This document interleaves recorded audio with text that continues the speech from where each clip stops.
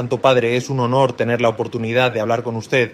Quisiera comenzar preguntándole sobre su papel en la lucha contra el comunismo. ¿Cómo percibe usted su influencia en la caída del comunismo en Europa del Este? Gracias, Pedro. La caída del comunismo fue un proceso complejo que involucró a muchas personas y factores, pero como Papa me sentí llamado a defender la dignidad humana y los derechos fundamentales de cada persona. En Polonia, mi patria, apoyé firmemente al movimiento Solidaridad, que luchaba por la libertad y la justicia.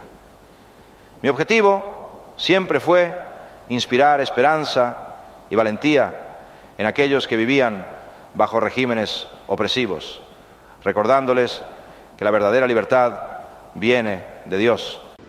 Usted también tuvo una postura firme contra la teología de la liberación en América Latina. ¿Podría explicar su relación con este movimiento y su colaboración con San José María Escrivá y el Opus Dei? La teología de la liberación, en su forma más extrema, mezclaba el mensaje cristiano con ideologías marxistas, lo cual podía llevar a interpretaciones que justificaban la violencia y la lucha de clases. Mi colaboración con San José María Escrivá y el Opus Dei se basaba en nuestra visión compartida de la santidad en la vida diaria y el trabajo, así como la necesidad de una profunda vida espiritual en la lucha por la justicia social, pero siempre dentro del marco del Evangelio y la doctrina de la Iglesia. Ahora, mirando al presente, ¿cómo ve la Iglesia bajo el liderazgo del Papa Francisco? ¿Qué cambios significativos ha notado? Debo ser franco, Pedro. Aunque el Papa Francisco ha traído un enfoque renovado en la misericordia, la humildad y el servicio a los pobres, lo cual es muy necesario en estos tiempos, tengo serias preocupaciones. Su proximidad con la teología de la liberación y sus inclinaciones peronistas y populistas lo hacen un líder peligroso para la Iglesia. Estas tendencias pueden desestabilizar la doctrina tradicional y llevar a la Iglesia a un terreno político que debe evitar. La Iglesia debe centrarse en su misión espiritual y no caer en ideologías políticas que pueden desviar su propósito universal. Santo Padre, ¿puede usted narrar cómo sería un encuentro de Francisco I con San José María y con el fundador del Opus Dei? ¿Lo motivaría para dejar de ser poco comunista o le mandaría a Silas y al obispo Aringarosa a su dormitorio de noche? Imaginemos una noche tranquila en el Vaticano. El Papa Francisco se encontraba en su habitación meditando y orando sobre los desafíos que enfrenta la Iglesia en el mundo contemporáneo. De repente, una luz suave y cálida comenzó a llenar la habitación. El Papa abrió los ojos y, para su sorpresa, vio la figura del fundador del Opus Dei, San José María Escrivá, frente a él. Francisco, he venido a hablar contigo. Estoy preocupado por la dirección que está tomando tu pontificado. San José María, siempre he tratado de seguir el ejemplo de Cristo, guiando a la Iglesia con compasión y justicia. ¿Qué es lo que te preocupa, Francisco? Tu corazón está en el lugar correcto al preocuparte por los pobres y marginados, pero tu enfoque se está desviando hacia ideologías peligrosas. El comunismo y el peronismo han demostrado ser destructivos y opresivos. Debes recordar que la verdadera justicia y libertad vienen a través de Cristo, no de sistemas políticos fallidos. San José María, mi intención nunca ha sido adoptar ideologías peligrosas, sino llamar la atención sobre la necesidad urgente de justicia social y misericordia en el mundo.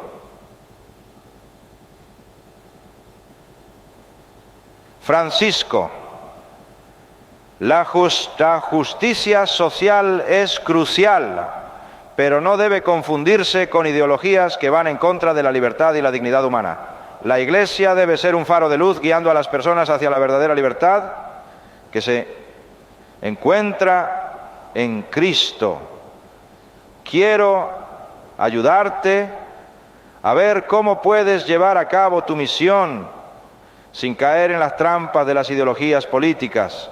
Aprecio tu consejo, San José María, pero dime cómo puedo cambiar mi enfoque para mantenerme fiel a nuestra misión sin perder de vista a los necesitados. Francisco, te ofrezco mi guía. Debes centrarte en la santidad personal y en la transformación espiritual de los corazones. Fortalece la doctrina y la enseñanza de la Iglesia, promoviendo la caridad y la justicia desde un fundamento cristiano sólido. No permitas que las ideologías políticas dicten tu camino. En cambio, guía a la Iglesia con una visión clara del Evangelio. Gracias, San José María.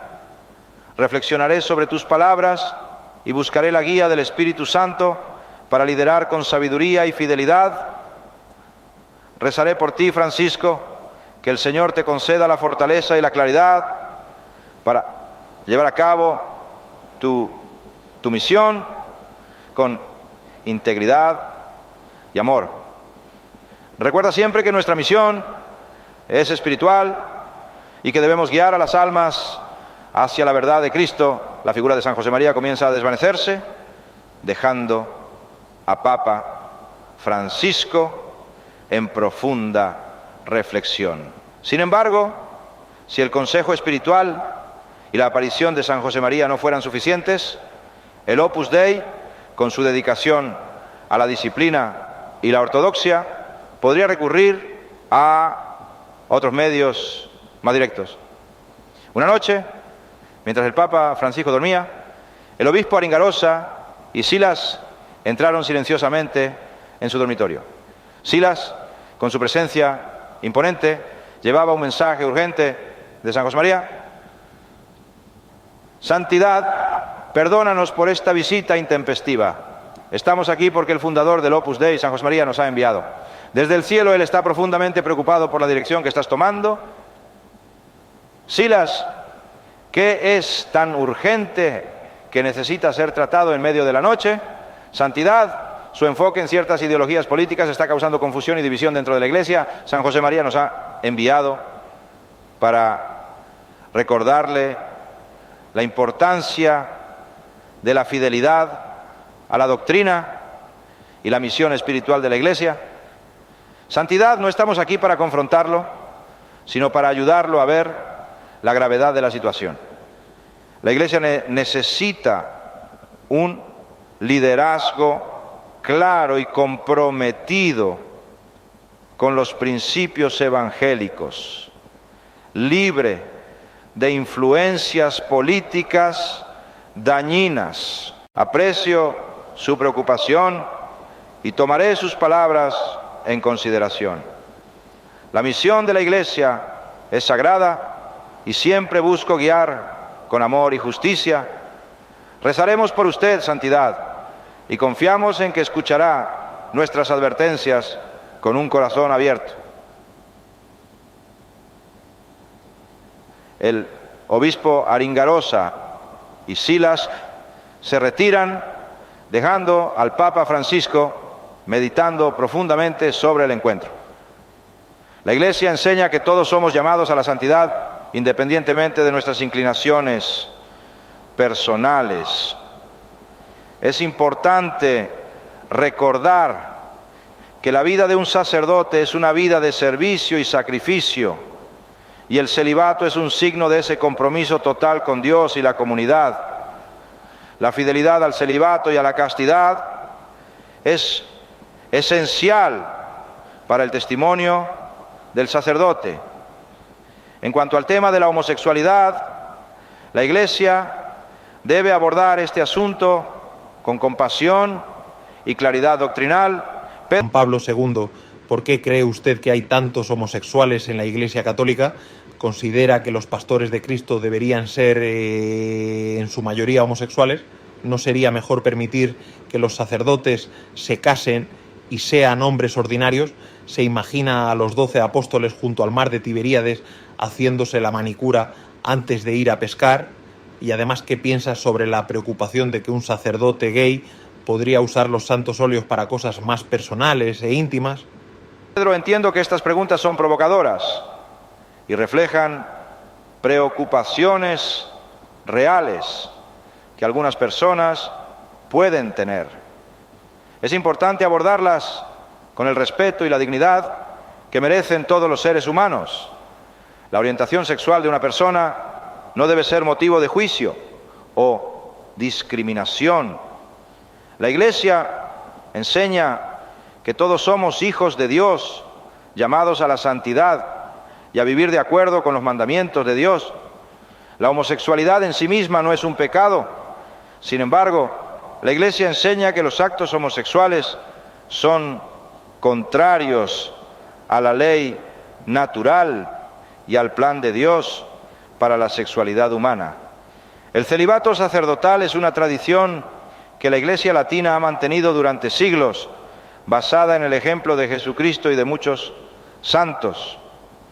Este compromiso de celibato permite a los sacerdotes dedicarse plenamente a su ministerio y a la comunidad.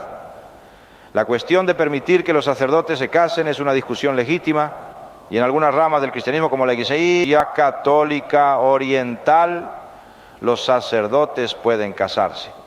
En cuanto a la imagen de los apóstoles, debemos recordar que eran hombres comunes llamados a una misión extraordinaria. Su valor y fortaleza no dependían de su apariencia o costumbres personales, sino de su fe y compromiso con Cristo. Respecto a la preocupación sobre el uso indebido de los santos óleos, es esencial recordar que todos los sacerdotes, independientemente de su orientación sexual, están llamados a vivir una vida de santidad y fidelidad a sus votos. Cualquier uso indebido de objetos sagrados es una grave violación de la confianza y responsabilidad otorgada a los sacerdotes. Es crucial que la Iglesia apoye a todos sus miembros, fomentando un ambiente de amor, respeto y comprensión. La misión de la Iglesia es guiar a todos hacia una vida de fe y santidad, ayudando a cada persona a vivir de acuerdo con los valores del Evangelio. Algunos sostienen que Jesús era un comunista debido a su mensaje de amor y justicia.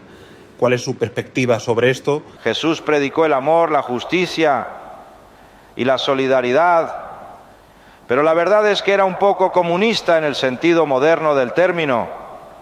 Pero muchas de sus enseñanzas y acciones han sido interpretadas como reflejos de principios que podrían considerarse similares al comunismo o socialismo en términos de justicia social y preocupación por los pobres y marginados. Aquí te doy algunos ejemplos de pasajes del Evangelio que algunas personas interpretan en este sentido. 1. La comunidad de bienes.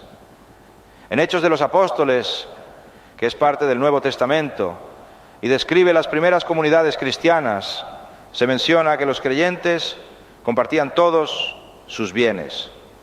Todos los creyentes estaban juntos y tenían todo en común. Vendían sus propiedades y posesiones y compartían el dinero con aquellos en necesidad. Hechos 2, 44, 45. No había entre ellos ningún necesitado, porque todos los que poseían tierras o casas las vendían, traían el dinero de las ventas y lo ponían a los pies de los apóstoles.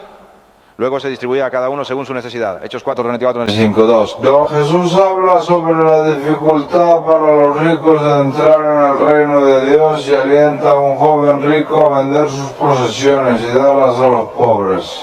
Jesús le dijo, si quieres lo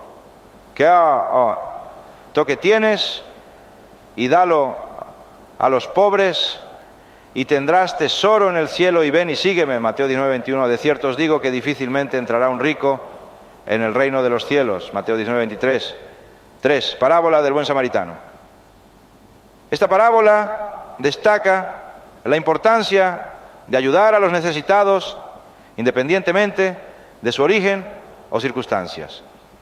Pero un samaritano que iba de camino llegó cerca de él y viéndole fue movido a misericordia.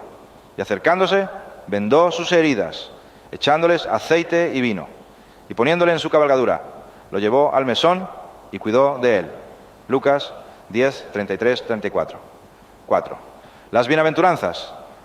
En el Sermón del Monte, Jesús exalta a los pobres, los que lloran, los mansos, y los que tienen hambre y sed de justicia. Bienaventurados los pobres en espíritu, porque de ellos es el reino de los cielos. Mateo 5:3. Bienaventurados los que tienen hambre y sed de justicia, porque ellos serán saciados. Mateo 5:6, 5. La alimentación de los 5,000. Jesús multiplica los panes y los peces para alimentar a una multitud, lo que algunos interpretan como un acto de distribución equitativa de los recursos. Y tomó los 5 panes y los 2 peces, y levantando los ojos al cielo, bendijo, y partió los panes y los dio a los discípulos, y los discípulos a la multitud. Mateo 14:19. 6. Parábola de los trabajadores en la viña. Esta parábola subraya la igualdad en la distribución de recursos, sin importar el tiempo trabajado. Así, los últimos serán primeros y los primeros últimos. Mateo 20:16. Estos pasajes y enseñanzas subrayan una preocupación profunda por la justicia social, la igualdad y el cuidado de los más necesitados, principios que algunas personas encuentran resonantes con ciertos ideales comunistas.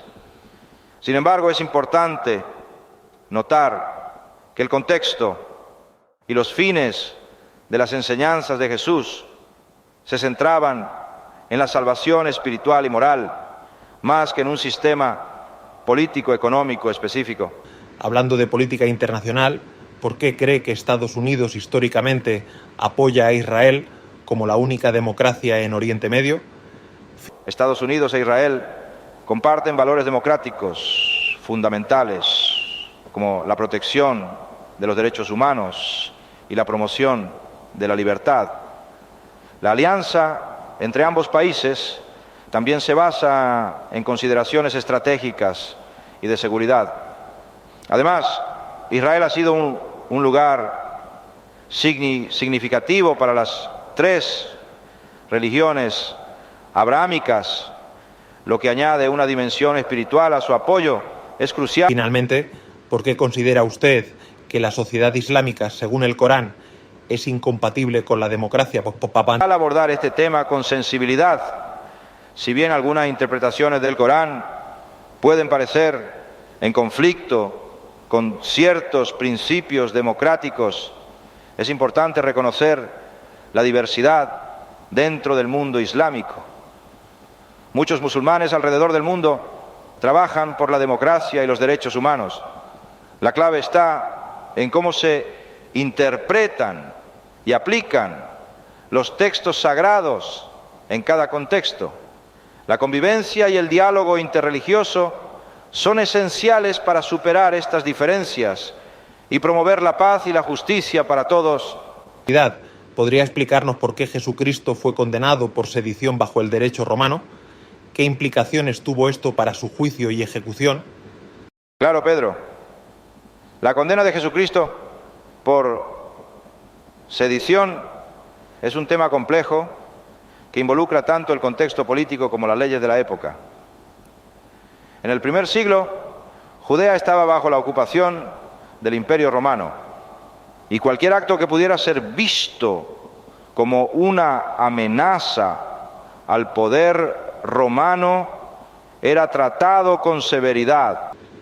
¿Qué fue exactamente lo que llevó a los líderes romanos a ver a Jesús como una amenaza? Jesús fue visto como una amenaza por varias razones. En primer lugar, sus enseñanzas y acciones atrajeron a grandes multitudes y generaron un fervor popular. Esto, por sí solo, podría haber sido visto como un desafío al orden establecido. Además, algunos de sus seguidores comenzaron a llamarlo rey, lo que implicaba una reivindicación de autoridad política en una región donde el título de rey estaba reservado para los gobernantes designados por Roma.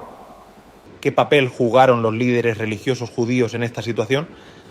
Los líderes religiosos judíos, en particular el Sanedrín, veían a Jesús como una amenaza a su propia autoridad y al orden religioso establecido. Acusaron a Jesús de blasfemia por sus afirmaciones sobre su identidad divina y sus enseñanzas que desafiaban las interpretaciones tradicionales de la ley judía. Sin embargo, bajo la ley romana, la blasfemia no era un crimen que justificara la pena de muerte. Por lo tanto, los líderes religiosos tuvieron que presentar una acusación que tuviera peso ante las autoridades romanas. Entonces, ¿cómo fue que la acusación de sedición se convirtió en la base de su condena? Para asegurar que Jesús fuera condenado a muerte, los líderes religiosos lo presentaron ante el gobernador romano, Poncio Pilato, acusándolo de sedición. Argumentaron que Jesús se proclamaba a sí mismo como rey de los judíos, lo cual era visto como un acto de desafío directo a la autoridad del emperador romano, una grave ofensa política. En el Evangelio de Juan se menciona que los acusadores dijeron a Pilato: si dejas libre a este hombre, no eres amigo del César. Todo el que se hace rey se opone al César. Juan 19:12. ¿Y cómo respondió Pilato a esta acusación? Pilato estaba en una posición difícil. Aunque aparentemente no encontró en Jesús ninguna culpa digna de muerte, como lo indica en varias ocasiones cuando dice: no encuentro en él ningún delito, Juan 18:38, estaba bajo presión tanto de los líderes religiosos como de la multitud que clamaba por la crucifixión de Jesús. Pilato intentó varias estrategias para liberar a Jesús, incluyendo ofrecer a la multitud la liberación de un prisionero en la Pascua, pero la multitud eligió liberar a Barrabás, un conocido insurrecto. Entonces, ¿qué fue lo que finalmente llevó a la decisión de crucificar a Jesús? Finalmente, para evitar un posible disturbio y mantener la paz en la región, Pilato cedió a la presión de la multitud y de los líderes religiosos. Lavó sus manos en señal de que no quería ser responsable de la sangre de un hombre inocente y entregó a Jesús para ser crucificado. Gracias, Su Santidad. Esta explicación nos ayuda a entender mejor el contexto legal y político detrás de la crucifixión de Jesús. Es importante recordar que aunque Jesús fue condenado bajo las leyes humanas de su tiempo, su sacrificio y resurrección tienen un significado espiritual profundo que trasciende cualquier sistema legal o político.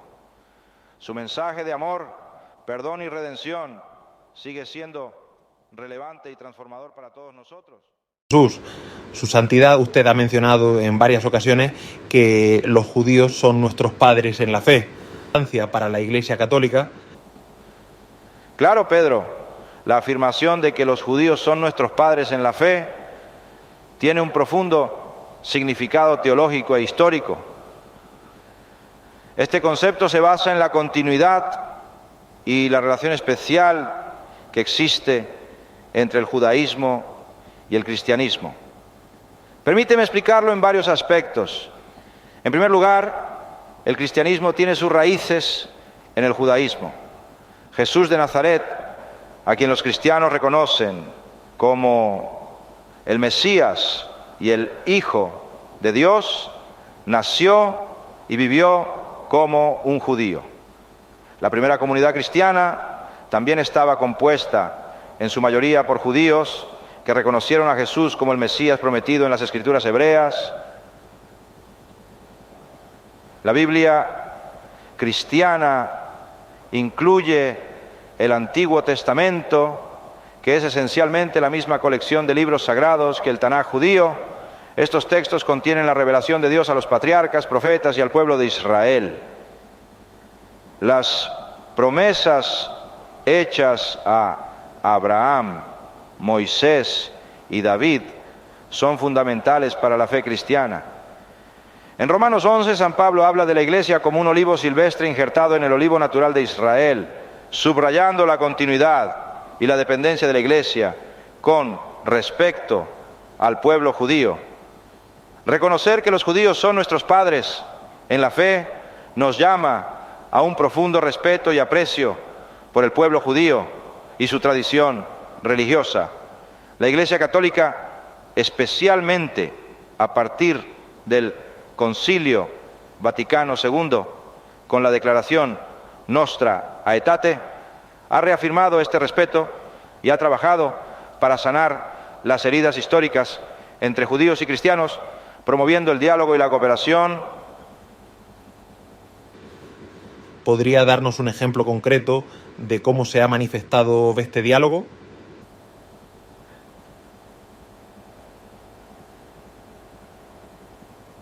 Uno de los momentos más significativos de mi pontificado fue mi visita a la sinagoga de Roma en 1986. Fue la primera vez en la historia que un papa visitaba una sinagoga. Durante esa visita reafirmé la fraternidad entre judíos y cristianos y reconocí el doloroso legado de antisemitismo que muchos judíos han sufrido a lo largo de los siglos.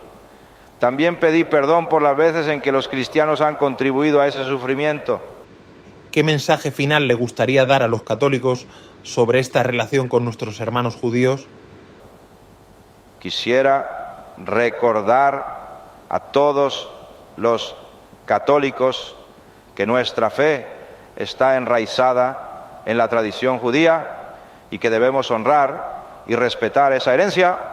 El diálogo y la amistad con el pueblo judío no solo son importantes para la reconciliación y la paz, sino que también nos ayudan a profundizar en nuestra propia fe. Debemos trabajar juntos para construir un mundo basado en el amor, la justicia y el respeto mutuo, recordando siempre que compartimos una herencia espiritual común. Su Santidad, usted jugó un papel crucial en la caída de la Unión Soviética junto a líderes como Ronald Reagan y Margaret Thatcher. ¿Podría explicarnos paso a paso los motivos y razones que lo llevaron a involucrarse en este proceso, especialmente dado su origen polaco?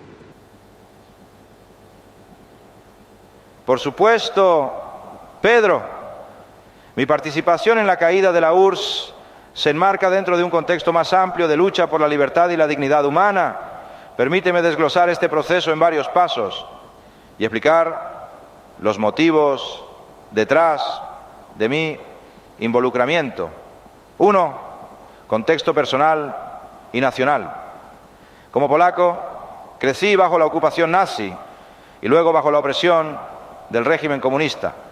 Estas experiencias formaron mi profundo deseo de libertad para mi pueblo y para todos los que sufrían bajo regímenes totalitarios. Al convertirme en papa, sentí la responsabilidad de usar mi posición para abogar por la justicia y los derechos humanos. ¿Cómo influyó su origen polaco en su postura hacia el comunismo? Mi origen polaco me dio una comprensión íntima de las atrocidades y las restricciones impuestas por los regímenes totalitarios. Vi de primera mano cómo el comunismo reprimía la libertad religiosa y oprimía a las personas. Mi fe y mi convicción en la dignidad humana me impulsaron a oponerme al comunismo de manera decidida. ¿Cómo apoyó exactamente al movimiento Solidaridad? ¿Cómo se desarrolló esta colaboración? ¿Qué papel jugó la diplomacia vaticana en este proceso? 2. Apoyo a Solidaridad. Una de mis primeras acciones fue el apoyo al movimiento Solidaridad en Polonia, liderado por Lech Wałęsa.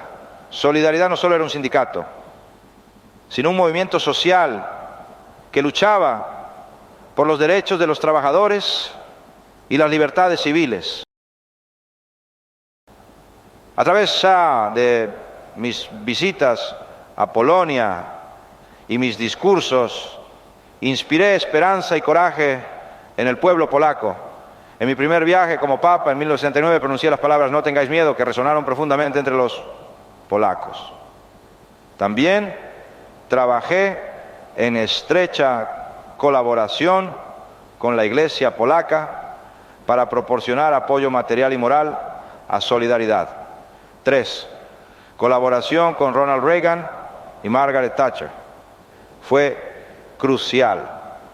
Compartíamos una visión común sobre la necesidad de detener la expansión del comunismo y promover la libertad y la democracia. Mantuve una serie de comunicaciones y reuniones con Reagan y Thatcher. Reagan y yo nos reunimos en varias ocasiones para discutir estrategias sobre cómo apoyar los movimientos prodemocráticos en Europa del Este. Utilizamos nuestros respectivos recursos: la influencia política y económica de Estados Unidos y el Reino Unido, y mi influencia espiritual y moral. 4. Apoyo internacional. Trabajamos para movilizar a la comunidad internacional en apoyo a los movimientos de resistencia en Europa del Este. La Santa Sede desempeñó un papel diplomático utilizando su red global para abogar por la causa de la libertad y los derechos humanos. La diplomacia vaticana fue crucial para mantener la presión sobre la URSS. Utilizamos canales diplomáticos para apoyar discretamente a los disidentes y para mantener el foco internacional en las violaciones de derechos humanos cometidas por los regímenes comunistas. 5. Impacto moral y espiritual. Mi papel también fue proporcionar una voz moral y espiritual en un momento de gran incertidumbre. La Iglesia ofreció consuelo y esperanza a aquellos que luchaban por la libertad, recordándoles que su causa era justa y que no estaban solos. ¿Cuál fue el impacto de sus esfuerzos en la caída final de la URSS? La caída de la URSS fue el resultado de muchos factores, pero creo que nuestra colaboración internacional y el apoyo moral y espiritual que proporcionamos jugaron un papel significativo. La combinación de presión política, apoyo económico y movilización moral ayudó a desmantelar el régimen comunista y a abrir el camino para la democracia en Europa del Este. Su Santidad, ¿podría explicarnos la naturaleza cristiana del nacimiento de la Unión Europea y cómo es heredera de la tradición jurídica del Imperio Romano en sus derechos y tradiciones? Con mucho gusto, Pedro. La Unión Europea, UE, tiene raíces profundas en la historia y la cultura cristiana de Europa, así como en la tradición jurídica del Imperio Romano. Para comprender plenamente esta conexión, debemos retroceder a los orígenes del pensamiento europeo y su desarrollo a lo largo de los siglos. Empecemos por la naturaleza cristiana de la UE. ¿Cómo influyó el cristianismo en su fundación? La fundación de la Unión Europea, aunque fue un proyecto político y económico, estuvo profundamente influenciada por valores y principios cristianos. Después de la devastación de la Segunda Guerra Mundial, los líderes europeos buscaron un camino hacia la reconciliación, la paz y la unidad. Entre los fundadores de la UE se encontraban políticos profundamente influidos por la ética cristiana, como Robert Schuman, Konrad Adenauer y Alcide de Gasperi. Estos líderes compartían la visión de una Europa unida no solo por intereses económicos, sino también por valores morales y espirituales. El cristianismo promovió la dignidad de la persona humana, la solidaridad y la justicia social, principios que se reflejaron en los primeros pasos de la integración europea. La idea era construir una comunidad de naciones basada en el respeto mutuo, la cooperación y la paz duradera, valores intrínsecamente cristianos. ¿Y cómo se relaciona esto con la tradición jurídica del Imperio Romano? La tradición jurídica del Imperio Romano ha dejado un legado perdurable en la construcción de la Unión Europea. El derecho romano, con su énfasis en la justicia, la equidad y el respeto por la ley, sentó las bases de los sistemas legales europeos. Los principios de derecho romano, como el concepto de la ciudadanía, el derecho a un juicio justo y la protección de los derechos individuales, son pilares que siguen influyendo en las legislaciones de los países miembros de la UE. La UE heredó esta tradición jurídica al establecer un sistema de leyes y regulaciones que promueven la cohesión y la armonización entre sus miembros. Los tratados fundacionales de la UE, como el Tratado de Roma de 1957, reflejan este legado jurídico al buscar crear una comunidad basada en el Estado de Derecho y la justicia. Sin embargo, parece que la UE está perdiendo su esencia cristiana y romana con su expansión y la inclusión de más países. ¿A qué se debe esto? La ampliación de la Unión Europea ha traído consigo una diversidad cultural, religiosa y política, que aunque enriquecedora, también ha presentado desafíos. Con la inclusión de nuevos miembros, algunos de los cuales tienen diferentes tradiciones y experiencias históricas, se ha hecho más difícil mantener una identidad común basada en valores cristianos y en la tradición jurídica romana. Además, la secularización creciente en muchas sociedades europeas ha llevado a una disminución de la influencia de los valores cristianos en la vida pública y en la política. Esto no significa que la esencia cristiana y romana de la UE se haya perdido por completo, pero sí que está menos visible y menos central en el discurso político y social actual. ¿Qué cree que debería hacerse para recuperar y fortalecer esta esencia? Es fundamental que Europa reconozca y valore sus raíces cristianas y su herencia jurídica romana.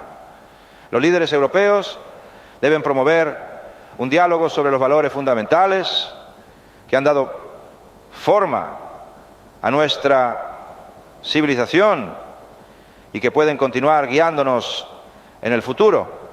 Esto implica fomentar una educación que destaque la importancia de estos valores y tradiciones y alentar un sentido de identidad y propósito común. Además, la Iglesia católica y otras comunidades religiosas tienen un papel crucial en este esfuerzo. Debemos trabajar juntos para revitalizar el espíritu de unidad, solidaridad y justicia que inspiró a los fundadores de la Unión Europea. Gracias, Fuente Su Santidad, por esta esclarecedora explicación. Sus palabras nos ayudan a entender mejor la profundidad y la importancia de las raíces cristianas y romanas de la Unión Europea. Gracias a ti, Pedro. Que siempre busquemos construir una Europa que honre su rica herencia y que trabaje por la paz, la justicia y el bien común. Santo Padre, muchas gracias por continuar esta entrevista. Una de las cuestiones que genera mucho debate dentro y fuera de la Iglesia es el tema de la ordenación de las mujeres.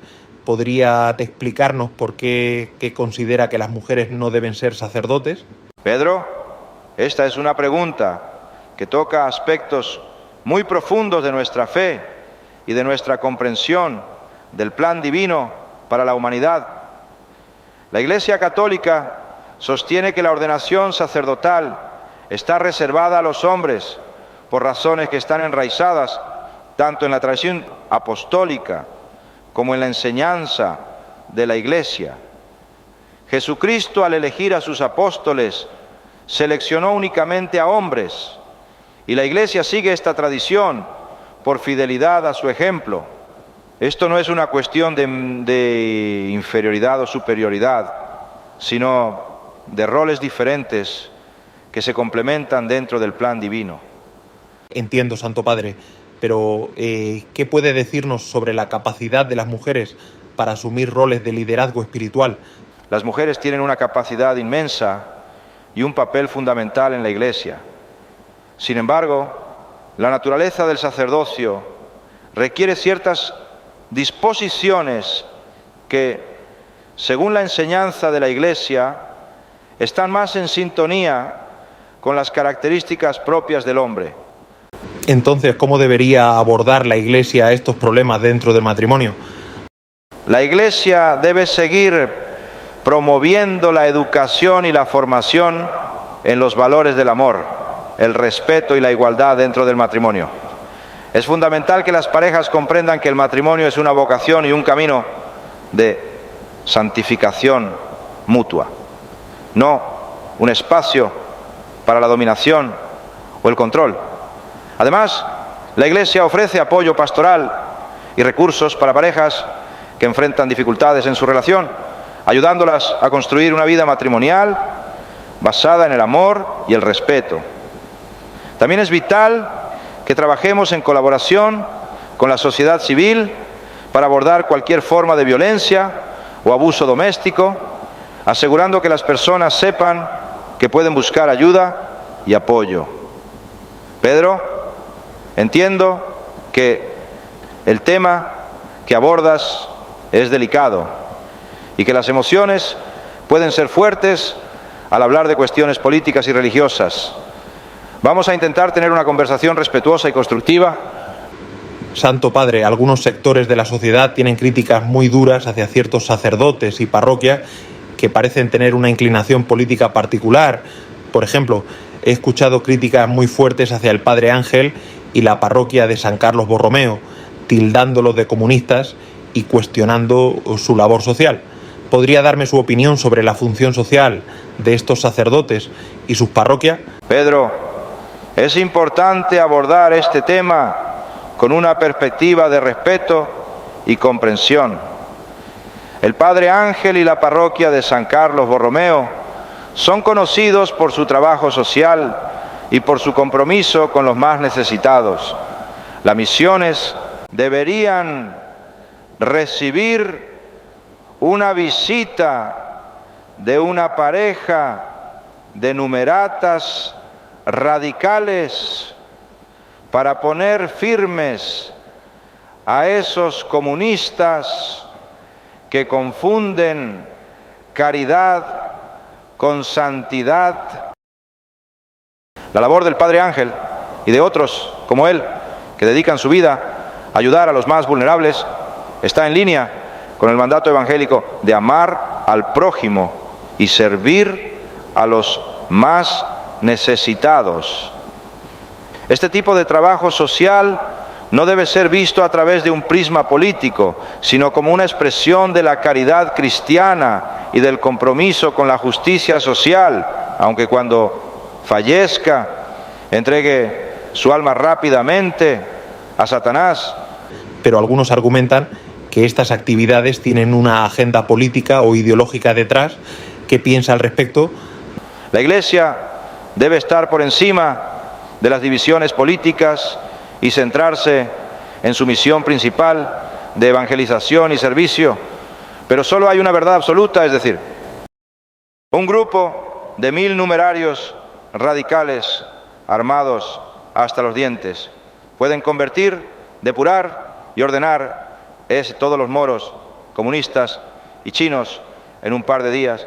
Es fundamental que el fundador del Opus Dei desde el cielo pueda distinguir a la clase de tropa que solo sirve para aportar dinero y tener hijos, y una legión de numeratas radicales debe de desembarcar en Casablanca para enviar al infierno a todos los infieles desde esa ciudad hasta el estrecho de Bering. Y no hay que indultar estos perros de Esquerra Republicana para enviar al infierno a todos los infieles comunistas y socialistas y vaciar el mundo de mierda socialista y comunista. Los comunistas del siglo XXI han abrazado una variedad de nuevas causas, adaptándose a los desafíos y cambios sociales contemporáneos. Algunas de estas causas incluyen justicia ambiental y lucha contra el cambio climático. Los comunistas reconocen la crisis ambiental como una consecuencia directa del capitalismo y abogan por soluciones radicales que aborden la desigualdad y explotación de los recursos naturales, derechos LGBTQ+ y feminismo, la lucha por la igualdad de género y los derechos de las personas LGBTQ+ se ha vuelto central en el discurso comunista contemporáneo, reconociendo la intersección de estas luchas con la lucha de clases, antiimperialismo y solidaridad internacional. Los comunistas continúan oponiéndose a la explotación y opresión de los países del sur global por parte de las potencias imperialistas, abogando por la solidaridad y cooperación internacional. Derechos de los migrantes y refugiados.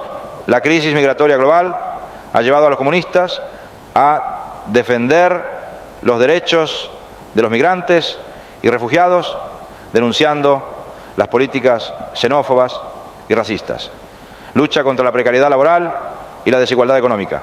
Los comunistas denuncian la creciente precarización del trabajo y la desigualdad económica, abogando por políticas que garanticen la estabilidad laboral y la redistribución de la riqueza. Democracia participativa y poder popular. Los comunistas promueven formas de democracia más participativas y directas, donde el poder reside en las comunidades y los movimientos sociales, antifascismo y lucha contra la extrema derecha. El resurgimiento de la extrema derecha ha llevado a los comunistas a reforzar su lucha contra el fascismo y todas las formas de discriminación y odio. Descolonización y reconocimiento de los pueblos indígenas.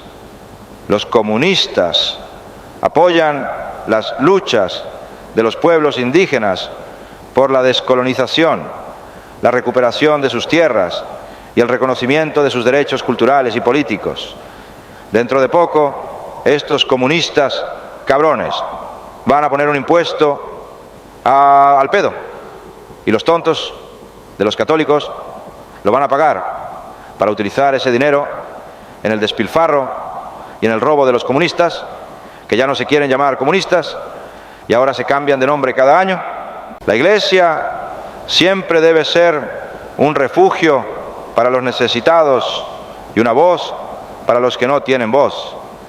La labor del Padre Ángel y de otros como él debe ser vista como un esfuerzo por vivir los valores del Evangelio en el mundo contemporáneo, sin caer en la trampa de las etiquetas políticas, aunque la Iglesia dice que enséñale a pescar y no le des de comer filosofía, que contradice el Padre Ángel por su profunda afiliación marxista y para intentar que el comunista de Francisco lo haga santo lo antes posible. Santo Padre, hay quienes critican a la Iglesia diciendo que muchos seminarios y la propia institución están llenos de personas homosexuales. ¿Qué opina usted sobre esta situación? ¿Podría también explicar la diferencia entre los términos maricón y homosexual desde su perspectiva y qué cree que se debería hacer al respecto? Pedro, es importante abordar esta cuestión con sensibilidad y respeto. La Iglesia enseña que todas las personas, independientemente de su orientación sexual, deben ser tratadas con dignidad y respeto. La homosexualidad en sí no es un pecado. Lo que la Iglesia considera pecado es el acto homosexual. El término homosexual se refiere a una persona que se siente atraída emocional y físicamente por personas del mismo sexo. Este es un término clínico y neutral. El término maricón, en cambio, es un insulto despectivo y ofensivo que no debería ser utilizado para referirse a ninguna persona, ya que va en contra del respeto y la dignidad que todos merecen. La Iglesia llama a todas las personas a la castidad y a vivir de acuerdo con los mandamientos de Dios. Para aquellos con atracción hacia el mismo sexo, esto significa vivir una vida de castidad, al igual que se pide a los solteros heterosexuales. ¿Y qué debería hacer la Iglesia respecto a los seminaristas o sacerdotes homosexuales? La Iglesia debe acoger a todos sus hijos con amor y comprensión, brindando apoyo pastoral para que puedan vivir su vocación de acuerdo con las enseñanzas de Cristo. Es fundamental que los seminarios proporcionen una formación sólida y completa, no solo en teología y pastoral, sino también en moral y espiritualidad. Los seminaristas y sacerdotes que experimentan atracción hacia el mismo sexo deben recibir acompañamiento espiritual y psicológico para ayudarlos a vivir su vocación con integridad y fidelidad a la doctrina de la Iglesia. Es esencial que todos los miembros del clero, independientemente de su orientación sexual, vivan en celibato y se esfuercen por cumplir con los votos que han tomado.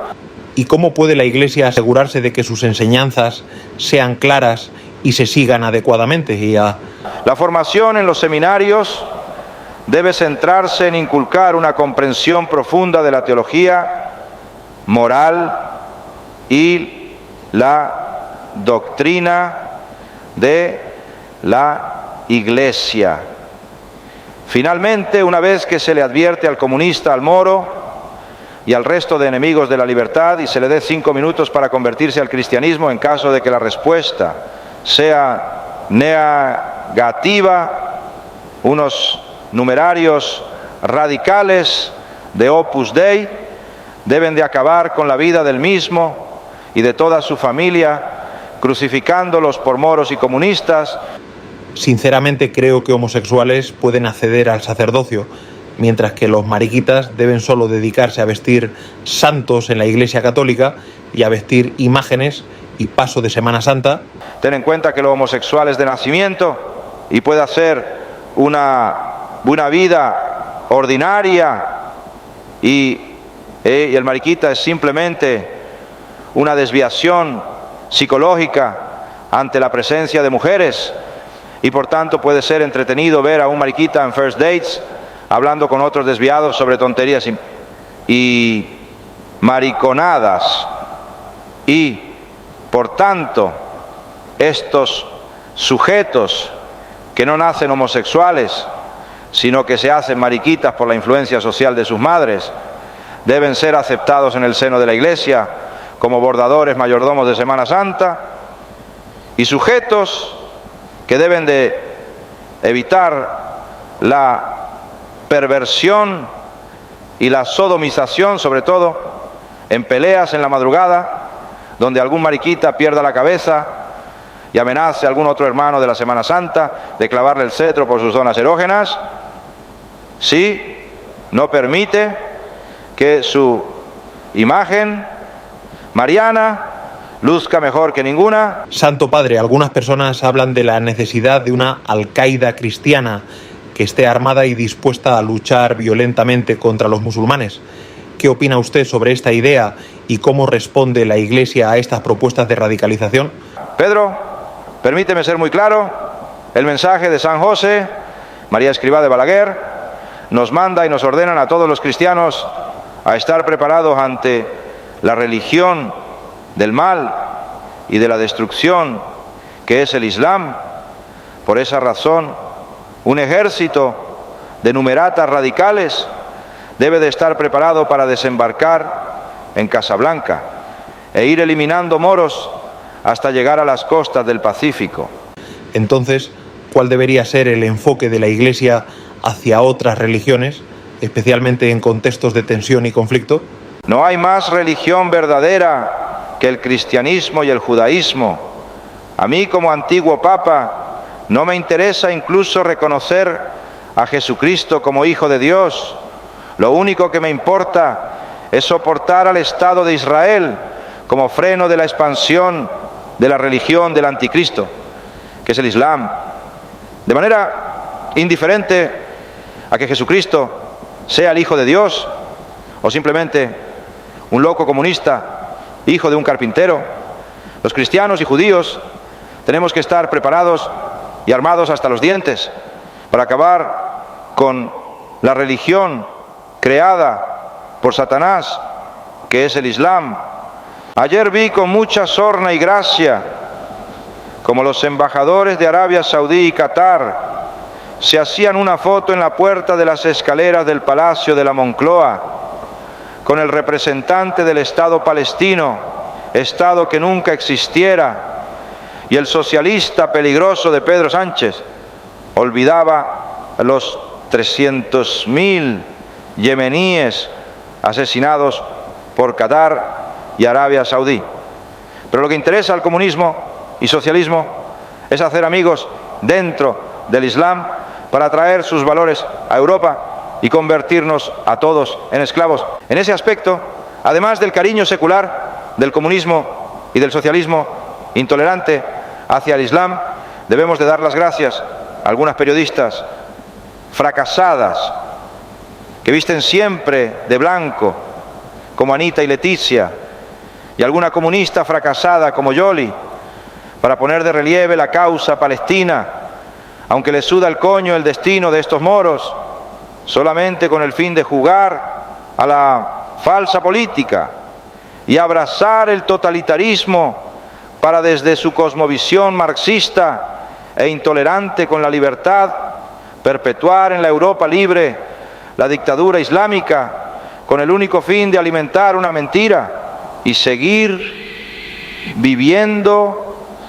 costa de los presupuestos del Estado de una sociedad criada bajo el adoctrinamiento marxista. En ese sentido, el Opus Dei tiene que ser la nueva Inquisición de la Iglesia Católica, mandando a los numeratas armados hasta los dientes a eliminar cualquier moro de mierda que quiera imponer la Sharia en el mundo libre y por tanto es un acto de amor llevarlo rápidamente a la presencia de Allah para que le regale la falsa promesa escrita en el Corán.